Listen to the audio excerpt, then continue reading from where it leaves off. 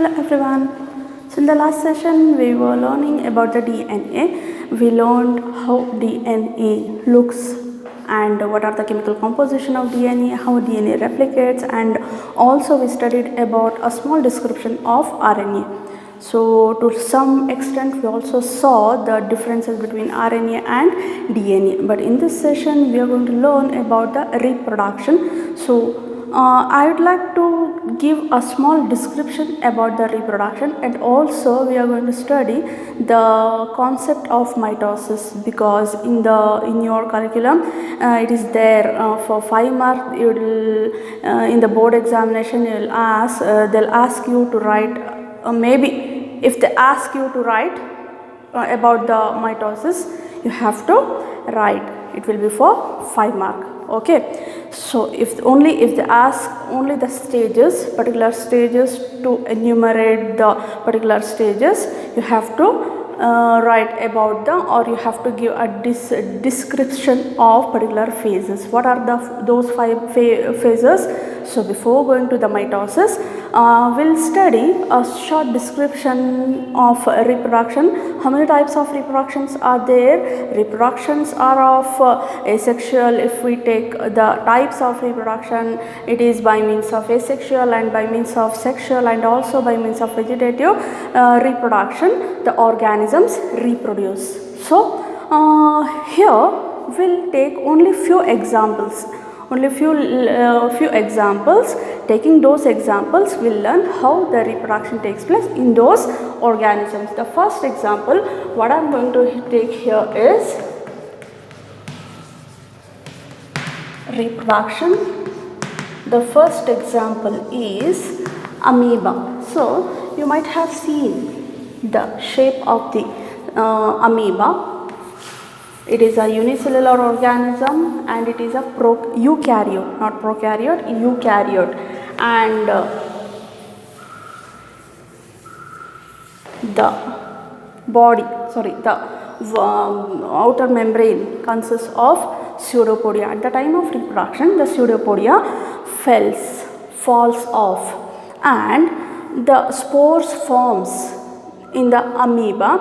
Very first, though this is the eukaryotic organism, in the eukaryotic organism, the very first division takes place in the nucleus. It means the nucleus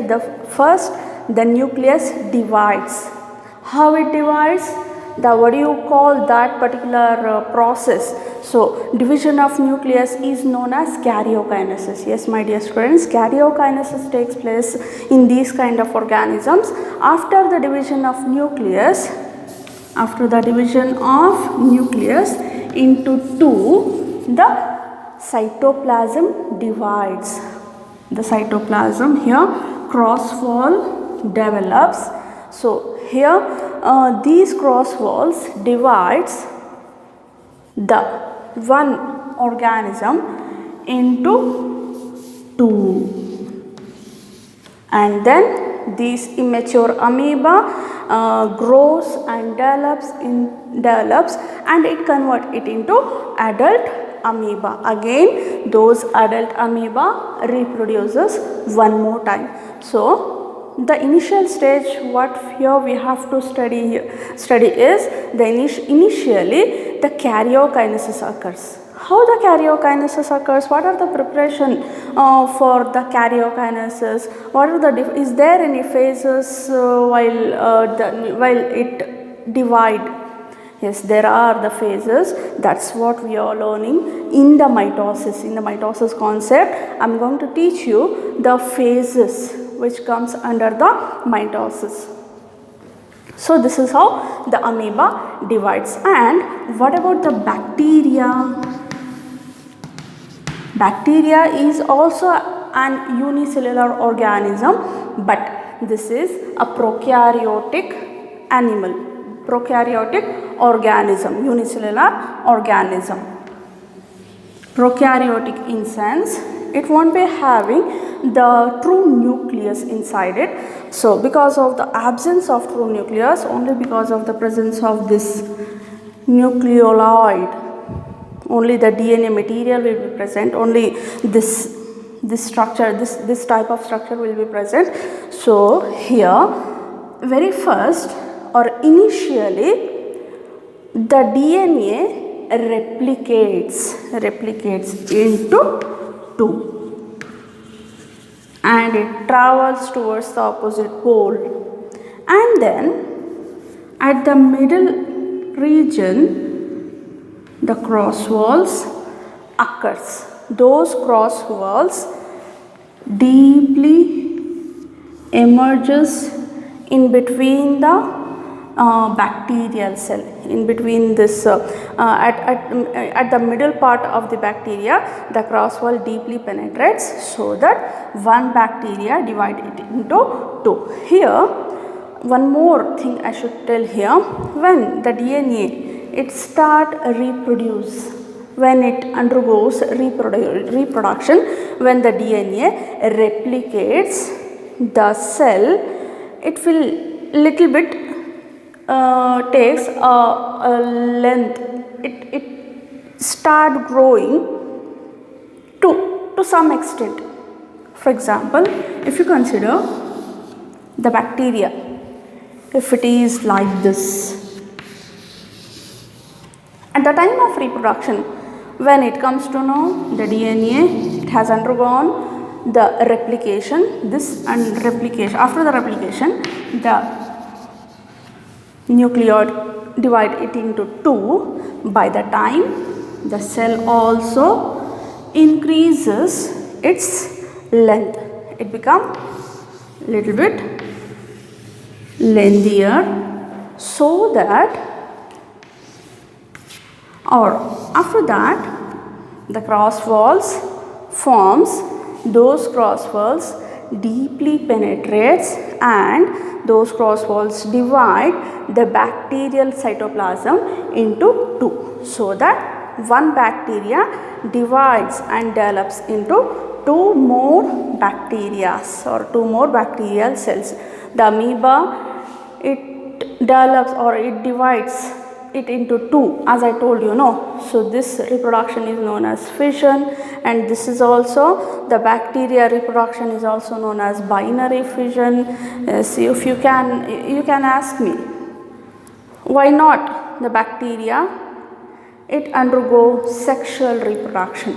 Yes, sexual reproduction is also there in the bacterial cell, so that we'll study in detail. So that is not in your concept, we'll study someday in the physical classes.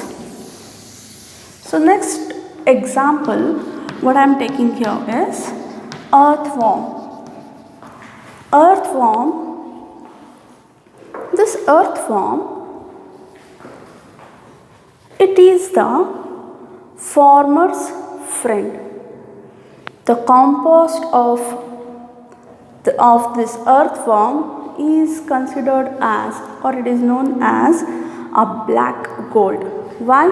Because the excreta of earthworm, what I am talking here is the excreta of earthworm is known as the black gold, because it increases the soil fertility. Now what is our concept? Our concept is the reproduction. Here we have taken the earthworm as an example in the reproduction process or in the reproduction concept. The earthworm, this is the hermaphrodite animal. Hermaphrodite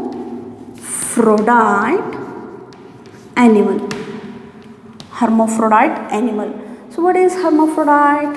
The hermaphrodite animal are those animals where it consists of both male reproductive organ and female reproductive organ in the same organism. It means, yes, it is going to reproduce both male gamete and female gametes. So you can imagine now. So you can answer my question. What type of reproduction takes place in the earthworm? In the earthworm, sexual reproduction takes place. There is no not necessity of mating of two earthworms, I guess, right? So, though this is the hermaphrodite, need not to cross with one more earthworm, right? But that is wrong. Yes, these earthworms, they do crosses. They undergo crossing. They undergo mating with one more earthworm. What they are doing with what is the use of those, that what is the use of the crossing of two earthworms? Meantime, on that time, they'll exchange the sperms. One earthworm sperm, it will transfer to this earthworm sperms will transfer, this will transfer to that earthworm. Okay, so that is why, only for that reason, only for the exchange of male gamete, they'll undergo, they do mating.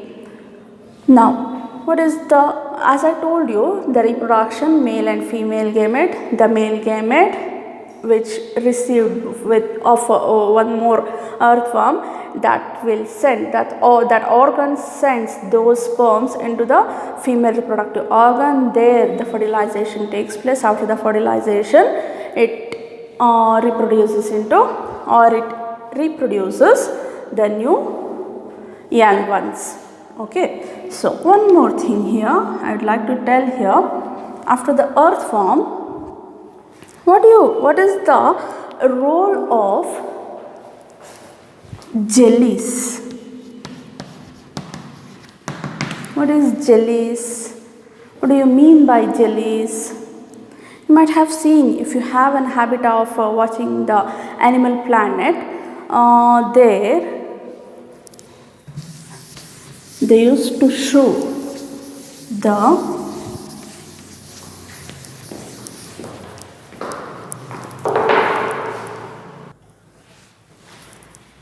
they used to show the jellies, right? So jellyfishes, how they look? It look like umbrella shaped structure. They have, they consist of an umbrella shaped structure and arm. They'll be having the tentacles. Okay, so these jellyfishes, the mode of reproduction is they reproduce both by means of asexual and sexual. Yes, after completion of these two reproduction, of these two modes of reproduction, they'll complete their life cycle. So at first, in the beginning, the male, this structure what I have drawn here, no, this is the jellyfishes, no doubt here. When we label this particular structure while drawing the life cycle of the jellyfish, this phase is known as medusa. This male jellyfish medusa and one more female jellyfish medusa, they both will cross over. The male medusa, it releases eggs, male medusa releases the sperms, and female medusa jellyfish, it releases the eggs. The egg and sperm fertilizes.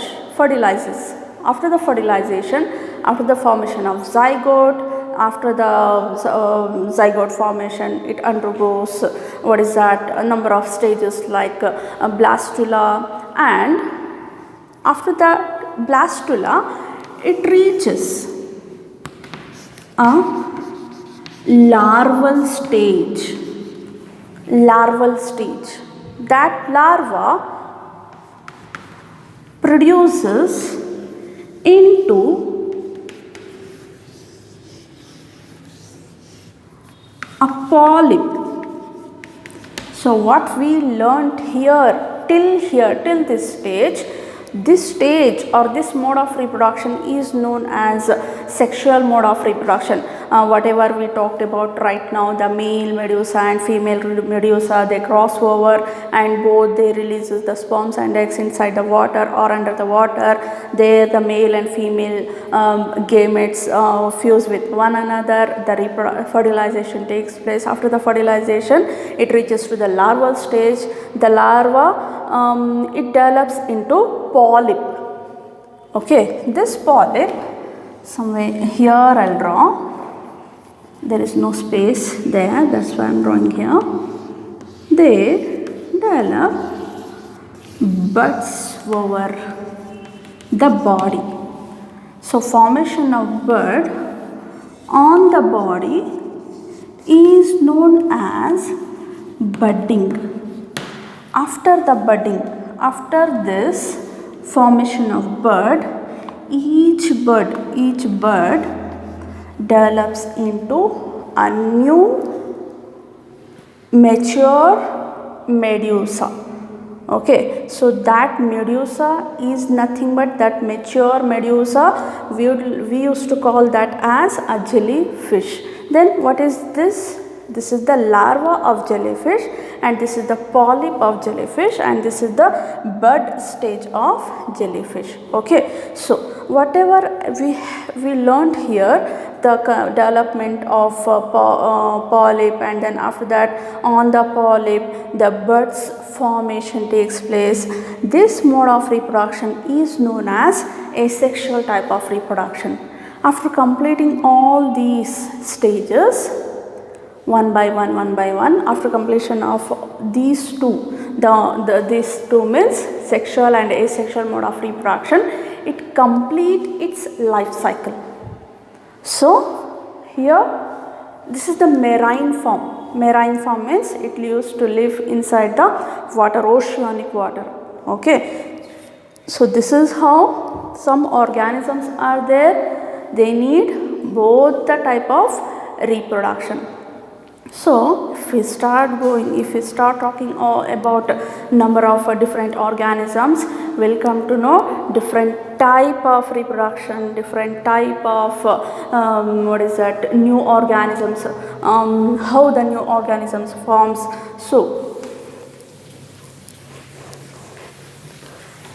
we'll stop to this. We'll stop this means I'll stop taking the examples. I'll stop taking the different organisms. Directly I'm moving on to the mitosis. So mitosis, so this is the cell division, takes place in the body cell. Literally, if we describe about the mitosis where the important concept is where the mitosis takes place, and one more concept is there, through that the division takes place, cell division takes place. Not in all the cells mitosis takes place, and not in all the cells meiosis takes place. Only in the body cells mitosis takes place, and only in the sex cells meiosis takes place. The mitosis is known as equational division. Equational division means whatever the parent cell is there, So when the parent cell undergo division, when it forms, when it produces two more daughter cells, the chromosome number remains constant in those reproductive cells or in those new cells. So that is the very important feature of mitosis. But in meiosis, the meiosis undergo reductional division. So when one cell having diploid number of chromosomes means I am talking about human organism. In the humans, the sex cell will be having 46 chromosomes. So when that cell undergo meiosis, remember in the sex cells it has to undergo meiotic division, it has to undergo reductional division. It reduces its number, chromosome number, into half. So the resultant cell will be having half of the chromosome number of its parent cell. But here 4 phases, one is prophase and meta and ana and telo. The phase remains same in all the stages: prophase, metaphase, anaphase and telophase. At the end of the telophase, it will divide into, or it give rise to, 2 equivalent cells. So consider a cell having the, what is this, cell wall and plasma membrane. Whenever I use the word cell wall while drawing the cell, you have to consider this as a plant cell, because in animal cell wall is absent. Okay, so cell wall and plasma membrane, inside that nucleus is present. Actually here the vacuole will be present, somewhere here nucleus will be present. Okay, but I am not showing the vacuole and all, because our concept is, today our concept is, we are going to understand about the mitosis. So I am highlighting the nucleus here. So this is the nucleus. So before this prophase, one more phase is there, interphase. There the chromatin fibers, they'll condense. Chromatin fibers means, in the last class as I told you, the chromosomes, they'll be in the form of thin thread like structures. When it come to know these are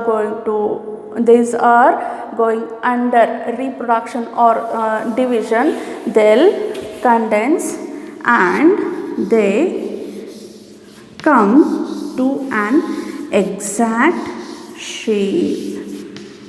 Exact shape means like this, they'll arrange. So that chromosomes I am drawing here, I am taking only 4 chromosomes, only 4 chromosome division I am showing here.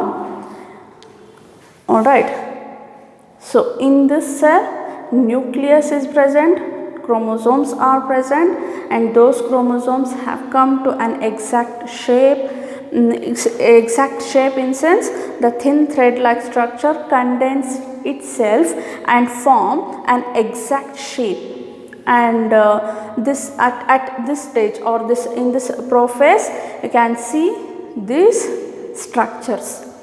So at the end of this process, the nuclear membrane, it disintegrate, and the chromosomes, whatever the chromosomes are present at the central position, they will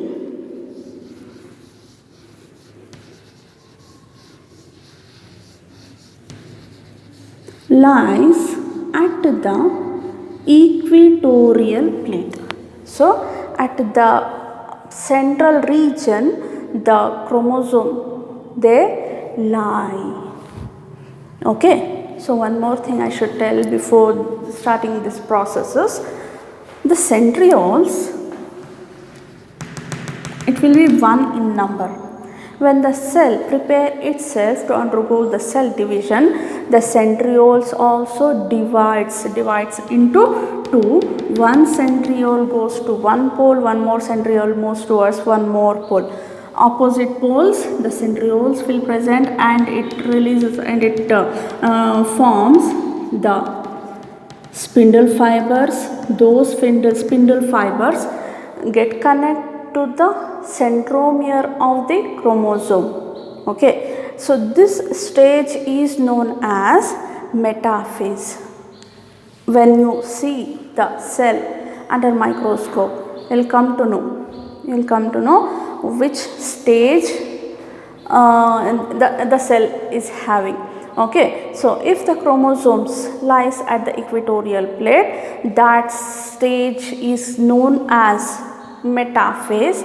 If the chromosomes are at the central region, that stage is known as, or that stage is considered as, prophase. Now we are in the metaphase. After that, these sister chromatids pulled by the spindle fibers, half of the set of chromosome or this sister chromatids travel towards the one pole, and the sister chromatid,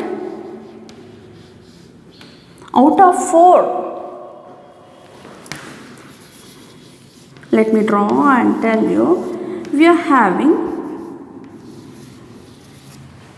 4 homologous chromosomes, like 4 chromatids we are having. This is 1, this is 1, this is 1, this is 1. Okay, so don't consider this as 4. You have to spell it like this, like 1 chromatid, 1 more chromatid.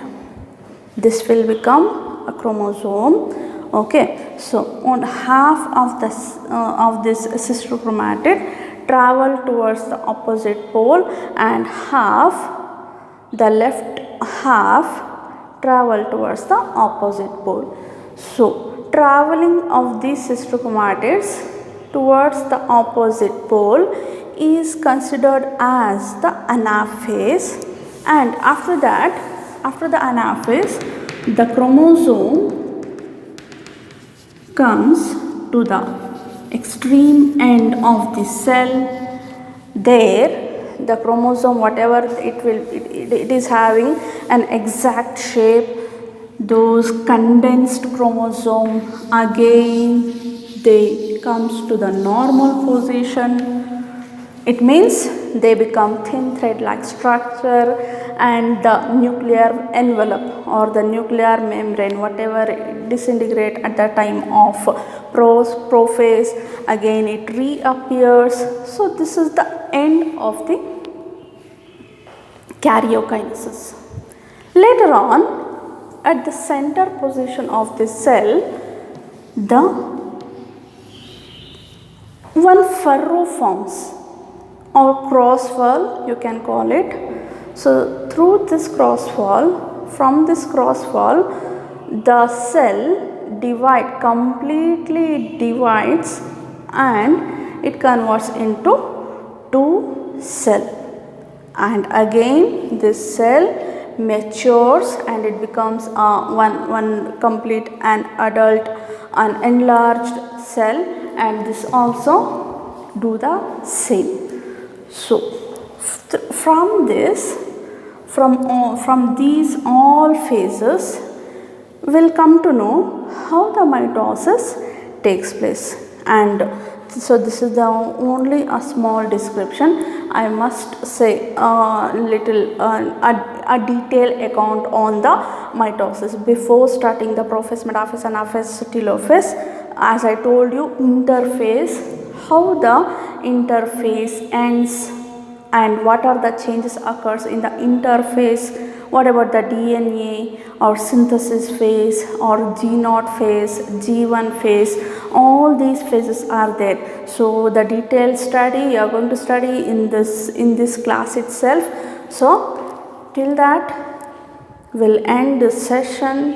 In the next class we'll take one more new concept. Thank you.